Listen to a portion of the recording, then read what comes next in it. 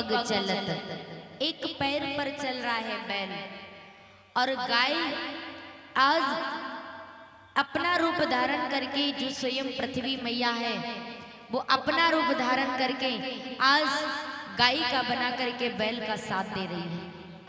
अब जैसे वहां पर देखा क्या, राजा परीक्षित ने देखा कि धलमूसल लेकर के मार रहा है बैल पर और गाय को, ये सहन ना हुआ, देखा देखा नहीं गया परीक्षित जी को, दौड़ पड़े और एक गैया जो स्वयं पृथ्वी माँ है गाय के रूप में, और बैल पता कौन है, धर्म है बैल, धर्म। अब आजकल कोई धर्म कहाँ जानता है, जमाना ही चला गया।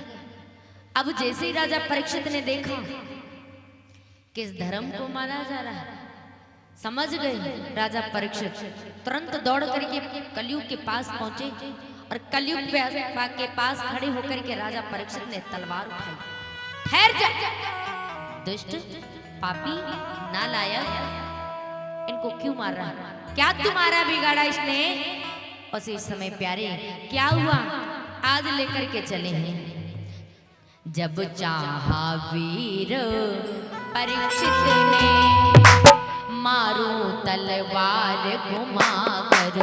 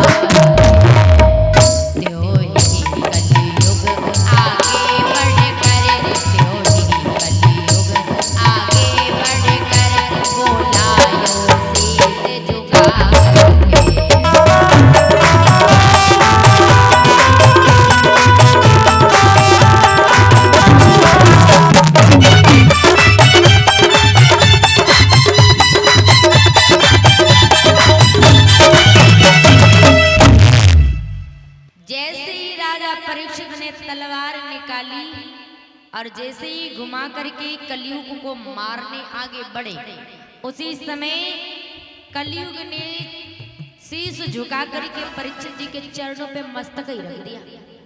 लो अब क्या करोगे, कितना बड़ी दुष्ट क्यों ना हो, जब तुम्हारी शरण में गिर जाएगा फिर तुम्हारा हाथ नहीं उठेगा। बड़ा चतुर है कलयुग।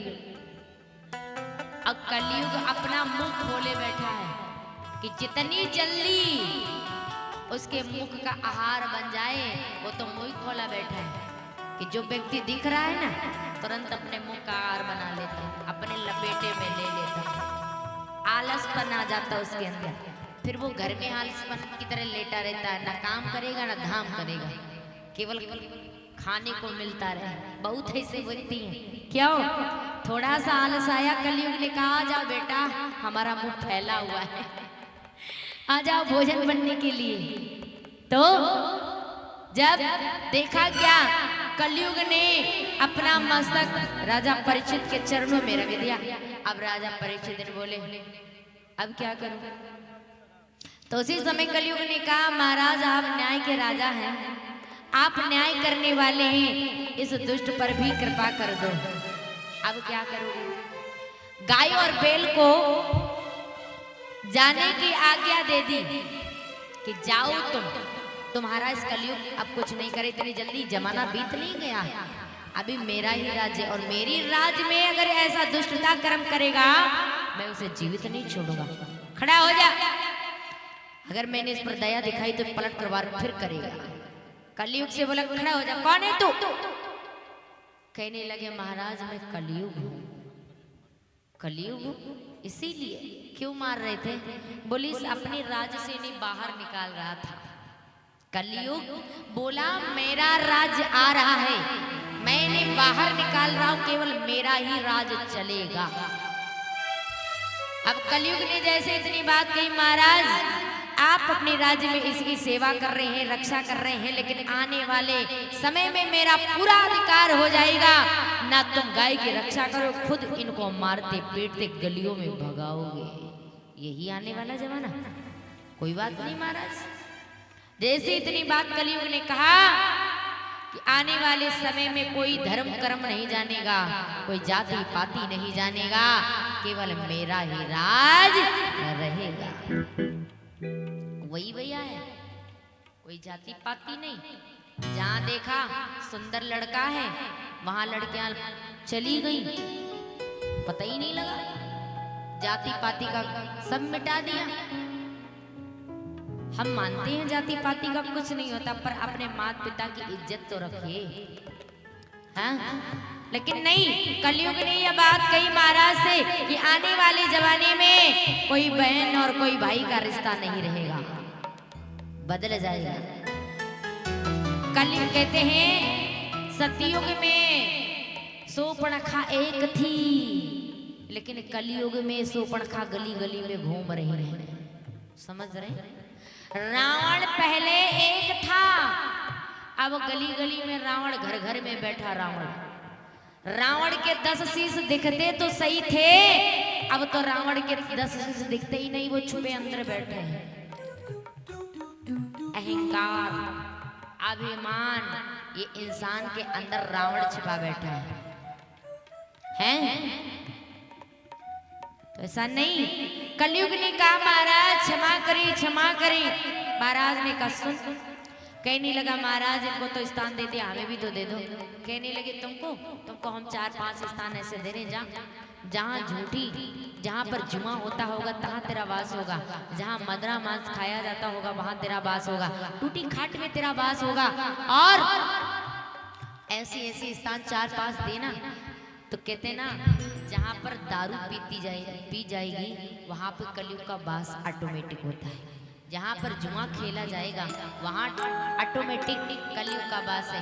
और जहाँ घर में टूटी चारपाई पड़ी होगी, घर में कभी टूटी चारपाई मत रखना।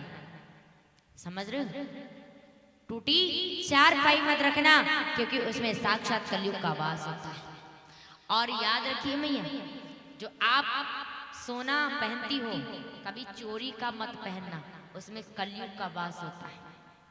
किसी की वस्तु रखी हो तो उस पे नेत चल जाए, फलाई हमारे पास आ जाए, तो कदा भी मत करना, उसमें कलयुग का वास होता है, वो नाश कर देगा तुम्हारे परिवार को।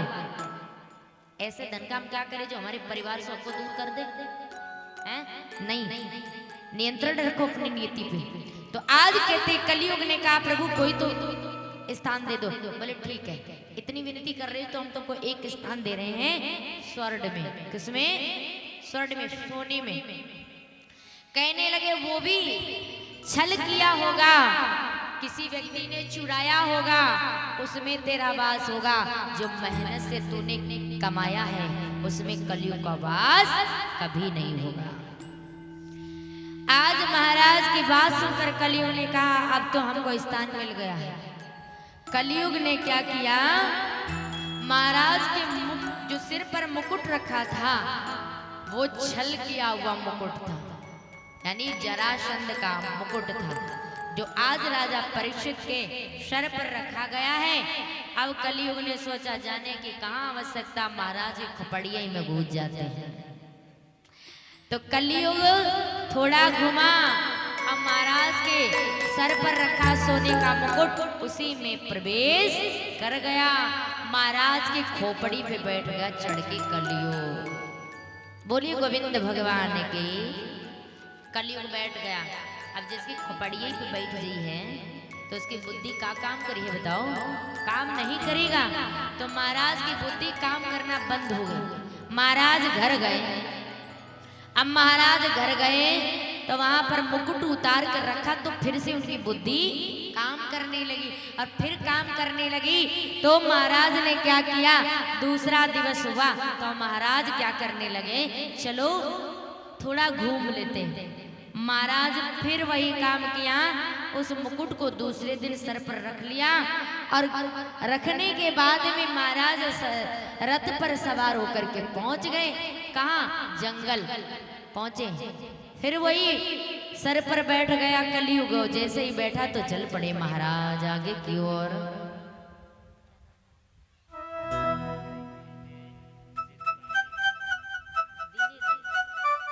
अरे दीनी दे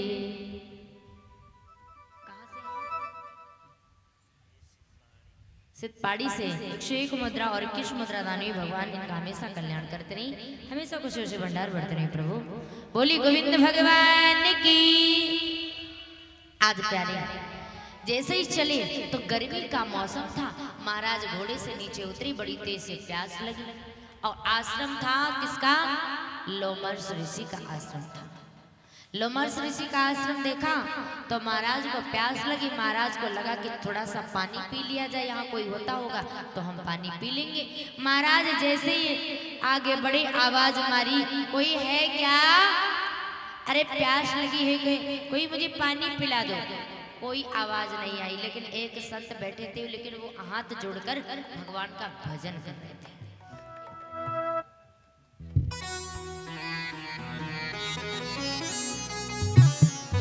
तो जैसे याद